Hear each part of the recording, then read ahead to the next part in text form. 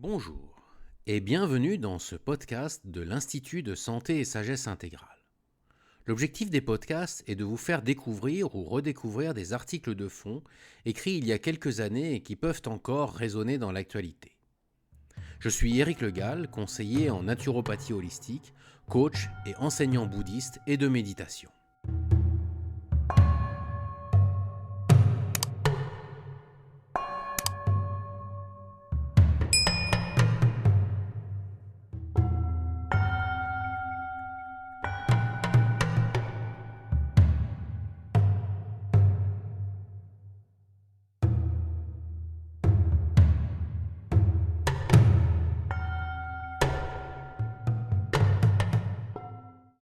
Épisode 4. Faut-il confier sa santé à l'État ?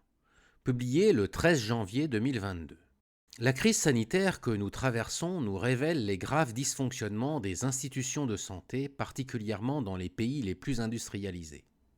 C'est même devenu un lieu commun de considérer que la corruption et les politiques d'austérité seraient les responsables de cette funeste situation.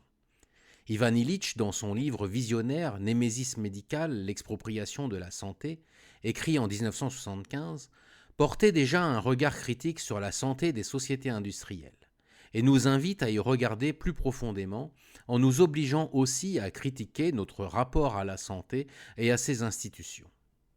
Cet article est une présentation très personnelle de cet ouvrage découvert en temps de pandémie. Dans les pays développés, l'obsession de la santé parfaite est devenue un facteur pathogène prédominant. Le système médical, dans un monde imprégné de l'idéal instrumental de la science, crée sans cesse de nouveaux besoins de soins. Mais plus grande est l'offre de santé, plus les gens répondent qu'ils ont des problèmes, des besoins, des maladies. Chacun exige que le progrès mette fin aux souffrances du corps, maintienne le plus longtemps possible la fraîcheur de la jeunesse, et prolonge la vie à l'infini. Ni vieillesse, ni douleur, ni mort. Oubliant ainsi qu'un tel dégoût de l'art de souffrir est la négation même de la condition humaine. Ce paragraphe saisissant résume assez bien le propos de Némésis médicale, l'expropriation de la santé, ouvrage écrit en 1975 par le philosophe Ivan Illich. Par des fulgurances d'un style saisissant, Ivan Illich nous cueille quasiment à chaque page, nous forçant ainsi à abandonner nos préconceptions et opinions, et nous ramenant à chaque fois à nous-mêmes et à notre relation à notre santé et au mode de fonctionnement des institutions qui en ont la charge. On ne sort pas indemne de cette lecture qui nous oblige à un examen de conscience radical. Ivan Illich opère à travers toute son œuvre une critique radicale de la société industrielle et de la contre-productivité qu'elle engendre. L'école freine les apprentissages, les transports ralentissent les déplacements, les moyens de communication isolent les gens et les institutions de santé rendent malades. La contre-productivité finale est un asservissement complet de l'homme aux outils qu'il crée et aux institutions qui les gèrent. Un monde où, paradoxalement, tout est techniquement possible, mais plus rien n'est humainement atteignable. Il veut redonner à l'homme une autonomie et des capacités d'action, tout en dénonçant à travers ses différents textes le monopole radical de certains outils comme moyen pour une fin définie par la société et qui finit par enchaîner l'individu. Pour s'en libérer, il prône le retrait de l'école des mains de l'État et préconise l'instauration d'un enseignement mutuel à tout âge. Dans le domaine de la santé, une réappropriation de son corps par le patient. Car la médecine moderne, remplaçant l'écoute par l'auscultation, conduit, sur un plan technique, à de nouvelles maladies. Sur le plan social, au déracinement par le diagnostic qui hante le malade et l'enferme dans une statistique, et sur le plan culturel, au refus de l'homme comme être vivant. L'homme est devenu un malade révélé ou en puissance dont le médecin prend possession de tout ou partie de l'organisme pour l'assujettir à un traitement qui dans bien des cas le rendra plus ou autrement malade. Ivan Illich dresse un diagnostic implacable. La médecine industrielle est devenue iatrogène, du grec iatros, le médecin, et génésis, l'origine. Il expose d'abord les trois types de iatrogénèse qu'il perçoit. Une iatrogénèse clinique d'abord, une iatrogénèse sociale ensuite, et enfin une iatrogénèse structurelle. Puis il en expose les causes qui sont principalement à aller chercher dans les deux dimensions de la contre-productivité institutionnelle et les remèdes politiques appliqués en pure perte. Enfin, dans un dernier chapitre fulgurant, il fait œuvre de visionnaire, voire de prophète, en exposant ce qu'il appelle la matérialisation du cauchemar, qu'il appelle Némésis. Et on est frappé d'effroi à sa lecture d'y reconnaître l'époque que nous vivons actuellement. Némésis médicale est plus que la somme de toutes les fautes professionnelles, des négligences, du cynisme de caste, de l'injuste répartition des soins décrétés par les médecins, de l'invalidité du diktat médical. C'est plus que la dégradation malsaine des structures sociales par la surmédicalisation tentaculaire. C'est plus même que l'encouragement médical de l'impuissance de l'homme face à la douleur, la maladie et la mort. Némésis médicale, c'est l'autodérégulation institutionnelle de l'homme vers le cauchemar. C'est l'expropriation du vouloir vivre de l'homme par un service d'entretien qui se charge de le maintenir en état de marche au bénéfice du système industriel. Le syndrome est reconnu, mais son étiologie continue à être attribuée à une défaillance de la technologie, aggravée par une gestion égoïste de Wall Street ou du parti. On ne voit pas que Némésis est l'incarnation sociale de la convoitise, de l'envie, de la paresse. On ne comprend pas qu'elle est une illusion délirante entretenue par la texture rituelle et non technique de nos grandes structures industrielles. De même que les contemporains de Galilée refusaient d'observer au télescope les satellites de Jupiter dans la crainte qu'en soit altérée leur vision géocentrique du monde, nos contemporains se refusent à reconnaître l'origine onirique de Némésis parce qu'ils se sentent incapables de centrer leur structure sociopolitique autour du mode autonome de production et non autour du mode industriel. Lorsqu'un certain seuil d'expansion des institutions est atteint, l'homo economicus, mu par l'appât des avantages marginaux, se transforme en homo religiosus, se sacrifiant sur l'autel de l'idéologie industrielle. Au moment où j'ai lu ces mots il y a quelques semaines, commençait à monter une petite comptine médiatique qui en substance parlait de non-injectés qui encombraient les lits d'hôpitaux et faisaient dérailler un système de santé soi-disant en bonne santé.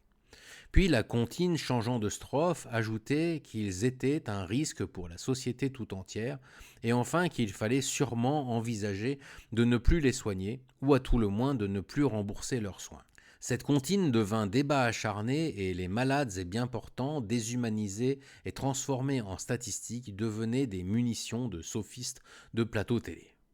Et j'y voyais Némésis médicale incarnée où chacun n'est plus que concept, statistique et enjeu d'un débat autour de la soi-disant responsabilité médicale, contrepartie de la liberté prophylactique, où chacun est incité grâce à forces avantages sociaux, en toute inconscience des enjeux réels, à se sacrifier sur l'autel de l'idéologie consumériste. Face à cette crise, l'arène du débat politique se cantonne à une réflexion superficielle sur les moyens. Ainsi, nous dit-on que si on avait utilisé les moyens financiers considérables pour tester massivement la population, ou pour acheter des traitements qui se sont révélés inefficaces, à réarmer l'hôpital, le vocabulaire en dit long à lui seul, l'épidémie actuelle aurait été réglée depuis bien longtemps. Mais en est-on absolument sûr ? Les mêmes causes produisant les mêmes effets, la contre-productivité des nouveaux moyens alloués aurait finalement haussé encore d'1 degré l'escalade qu'ils entendaient éliminer. En effet, cette maladie qui frappe nos civilisations occidentales ou occidentalisées n'est pas une maladie comme les autres, et l'universitaire Barbara Stiegler préfère le vocable syndémie à celui de pandémie. Il suffit de regarder d'abord une carte du monde pour voir que les pays les plus industrialisés et qui ont le mode de vie le plus occidentalisé ont été les plus touchés, ce qui révèle un terrain social et civilisationnel propice au développement de cette maladie. Ensuite, au sein de ces sociétés, il suffit de regarder quel est le profil des malades les plus graves et des décédés pour voir que cette maladie est en fait un révélateur de maladies sociales plus sournoises et plus silencieuses mais pourtant bien présentes. Les régions les plus touchées sont les régions les plus urbanisées et industrialisées, donc polluées. La Lombardie, la moitié est de la France, le bassin rhénan par exemple. Les morts du coronavirus avaient une moyenne d'âge supérieure à l'espérance de vie des pays européens et souffraient de pathologies aggravantes, appelées comorbidités, comme le diabète, l'obésité, le cancer, le tabagisme ou certaines maladies auto-immunes typiques des sociétés industrielles. Cette syndémie révèle donc une société malade, qui se gargarise d'avoir des records de longévité, mais dont l'espérance de vie en bonne santé ne cesse de décroître depuis le début des années 2000. Notre société est malade de son mode de vie fait de surconsommation, de pollution, de concentration urbaine et de stress nécessaires pour pouvoir maintenir une existence sociale dans une civilisation devenue destructrice. Cette syndémie est comme une maladie auto-immune du corps social que nous composons, signe d'un total déséquilibre de cet organisme. Alors, l'État au sens large, les institutions médicales, publiques ou privées, sont-ils à même de traiter cette syndémie ? Il importe peu, selon la philosophie d'Illich, que cet État ait pour finalité la protection des individus dont il a la charge ou simplement le maintien d'un ordre social. Ce qui importe, c'est le principe de la contre-productivité de la technique et des institutions qu'il crée pour arriver à cette fin. C'est-à-dire que même dans le cas où l'État serait parfait et voudrait notre bien ou notre santé, il finirait par détruire sa propre finalité. En effet, pour pouvoir agir sur la totalité d'une communauté humaine, une institution va devoir se doter d'outils, mesurer ses résultats, organiser des statistiques, et finalement simplifier la gestion et standardiser des protocoles et des processus, ce qui engendrera in fine l'asservissement des individus dont il a la charge. Or, la santé et la maladie sont des états complexes, que nul ne peut simplifier sans y perdre compréhension et efficacité. La médecine moderne, depuis Pasteur, a limité drastiquement la considération des facteurs de maladie. L'agent pathogène extérieur, virus, bactéries, microbes, etc., est devenu central, et la médecine se contente finalement de traiter ce virus en essayant de l'expulser de l'organisme infecté. Or, Béchamp et Bernard, auxquels Pasteur s'était relié à la fin de sa vie, ont clamé « le virus n'est rien, le terrain est tout ». Pour affiner, on pourrait dire qu'une maladie est une rencontre entre un agent pathogène actif, un terrain propice, dans un environnement facilitant. Mais cette conception de la maladie est bien trop complexe pour des institutions qui visent à l'uniformisation, car chaque cas devient alors unique et les causes bien plus multiples et complexes. On préférera alors la simplification, à chaque syndrome son traitement, à chaque virus son anticorps. Car là on peut réfléchir en masse, traiter à la chaîne, peu importe que pour une proportion de la population ces traitements soient inadaptés, voire contre-indiqués. Mais cette facilité et cette paresse dont parle Illich comme cause de la némésis médicale n'est pas le fait uniquement des institutions médicales et de l'État. En effet, si je ne peux être tenu responsable de ma rencontre avec l'agent pathogène, ne suis-je pas en revanche responsable de mon terrain et de mon environnement ? L'État d'ailleurs esquive cette question en la renversant, nous rendant coupables de l'infection car on n'aurait pas appliqué les gestes barrières et nous dédouanant de notre responsabilité quant au terrain et à l'environnement. Ce n'est pas anodin et cela lui permet de nous maintenir asservis à un système de santé étatisé plutôt qu'à prendre nos responsabilités.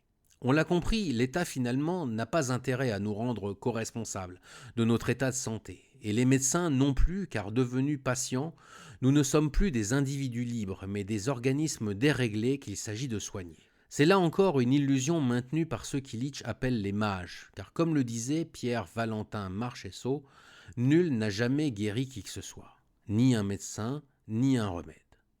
Illich met aussi en garde contre un nouveau type de mages, les mages préventifs, qui proposent eux aussi tout un tas de techniques nous permettant d'entretenir notre corps et ainsi le rendant à nouveau objet de consommation, nous enfermant et nous asservissant d'une autre manière. On pratique le yoga pour aller mieux et la méditation pour se déstresser. Et ce faisant, on s'enferme dans une quête inextinguible de mieux-être et de santé, comme on consomme des séries TV ou autres narcotiques pour surtout éviter de vivre notre condition humaine faite, entre autres, de souffrance, de maladie et de mort. Pour Illich, le refus de toute souffrance est le signe de notre asservissement et de notre réification. C'est le signe que nous nous voulons nous-mêmes outils au service de l'industrie et non plus humains. L'œuvre d'Illich n'est pas une œuvre économique, philosophique ou politique, ce à quoi certains veulent la réduire. C'est une œuvre profondément spirituelle, profondément marquée par son parcours de théologien et de prélat. Il n'interroge pas uniquement la dégénérescence de la médecine vers ce cauchemar matérialisé, mais la dégénérescence de l'homme. Dans l'avant-dernier chapitre du livre, il interroge directement notre rapport à la mort. Nous sommes entrés, selon lui, dans une société où la mort est escamotée et maquillée en une mort bourgeoise, clinique et sous thérapie intensive. L'État industrialisé a mis en place des institutions visant à masquer les morts aux vivants. On ne meurt plus chez soi, mais à l'hôpital. On ne prend plus soin des personnes âgées en famille, mais on les envoie mourir dans des EHPAD. Les rites funéraires sont devenus hygiénistes. On se recueille bien souvent devant un cercueil clos et la toilette du mort et la mise en bière est elle-même effectuée en catimini par des professionnels assermentés par l'État. Enfin, on incinère les défunts pour ne plus avoir à aller fleurir une tombe dans un cimetière. En nous coupant de notre lien charnel à la mort, à nos morts, en ayant relégué au rang de curiosité folklorique les danses macabres ritualisées du passé, et en ayant transformé la Toussaint en foire commerciale, nous nous éloignons de notre mortalité, qui nous rappelle notre humanité, et nous nous laissons enfermer dans l'illusion morbide de notre immortalité. Nous sommes aujourd'hui à la croisée des chemins. Illich, pour conclure, nous dit: La prise de conscience de Némésis ajoute à la tentation de l'acharnement technique contre la iatrogénèse clinique et à celle de la gestion totalitaire de la iatrogénèse sociale une troisième tentation, l'inquisition idéologique s'exerçant sur la matérialisation des mauvais rêves individuels. Cette inquisition prend facilement de nos jours la forme d'une tolérance répressive. Ce sont là 3 tentatives pour étouffer la conscience de l'origine onirique de l'aventure industrielle. La lutte politique dans ce domaine, pour la liberté d'information, pour la liberté de l'exercice des soins et pour la libre disposition de son corps, pourra jouer le rôle d'étincelle, déclenchant un processus général de libération dans d'autres domaines où l'expansion du système hétéronome a également atteint des niveaux morbides. Alors, quand des politiciens, des médecins audiovisuels et autres membres de l'éditosphère désirent exclure une partie de la population des soins hospitaliers et de ville en raison de leur statut vaccinal, ne serait-ce pas le moment de dire chiche et de réclamer en contrepartie la totale liberté médicale, le droit de disposer de nos corps et de prendre des traitements que nous voulons? Mais au-delà, ne serait-il pas temps de reconstruire une médecine qui respecte le droit à l'intensité de l'acte productif personnel? Ne serait-ce pas temps de construire une santé qui respecte ce nouvel impératif que nous propose Illich? Agis de telle sorte que ton action soit compatible avec la permanence de la vie authentiquement humaine. Cet impératif étant incompatible avec le mode de programmation industrielle de nos sociétés, cela nécessitera de revoir de fond en comble nos modes de vie, nos rapports à la technique et notre rapport à la nature et à notre nature humaine. Chers amis, si nos contenus vous intéressent et vous inspirent, je vous invite à découvrir nos activités sur le site santé-sagesse.fr. Vous découvrirez nos stages, nos séminaires et conférences. Inscrivez-vous également à notre infolettre mensuelle Santé et Sagesse. Vous pouvez aussi vous abonner à notre chaîne YouTube en activant la cloche pour recevoir des notifications de nos prochaines publications. Enfin, si vous voulez que nous développions davantage de contenus de ce type, vous pouvez nous soutenir financièrement grâce à notre page Tipeee. Tous les liens sont dans la description. Merci de votre intérêt et à bientôt.